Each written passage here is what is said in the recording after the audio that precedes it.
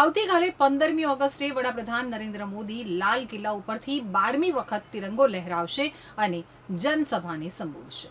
15મી August 2025ના રોજ 79મો સ્વતંત્રતા દિવસ ઉજવવામાં આવશે.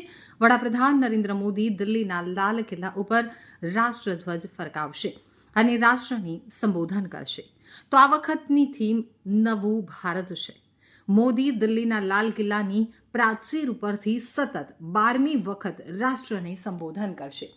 તેમના સંબોધન દ્વારા આંતરરાષ્ટ્રીય સમુદાયને ભારતનું વિઝન આપવામાં આવશે. ઉપરાંત આખું સંબોધન સેનાની બહાદુરીને સમર્પિત હશે. આ વર્ષે પહેલીવાર રાષ્ટ્રગીત વગાડતા બેન્ડમાં 11 અગ્નિવીર ભાગ લેશે. ઉપરાંત આમંત્રણ કાર્ડ ઉપર ઓપરેશન સિંદૂરનો લોગો અને ચેનાબ પુલનો વોટરમાર્ક હશે, જે નવા ભારતના ઉદયને દર્શાવે છે.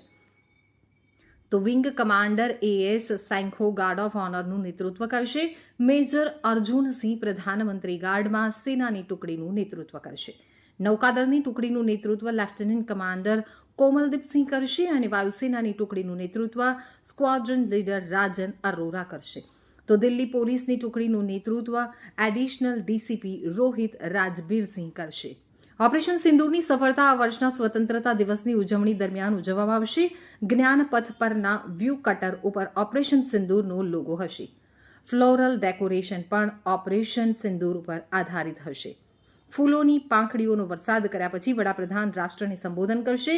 ભાષણના અંતે રાષ્ટ્રીય કેડેટ કોર્પ્સ અને મેરા ભારત સ્વયંસેવકોના કેડેટ્સ રાષ્ટ્રગીત ગાશે.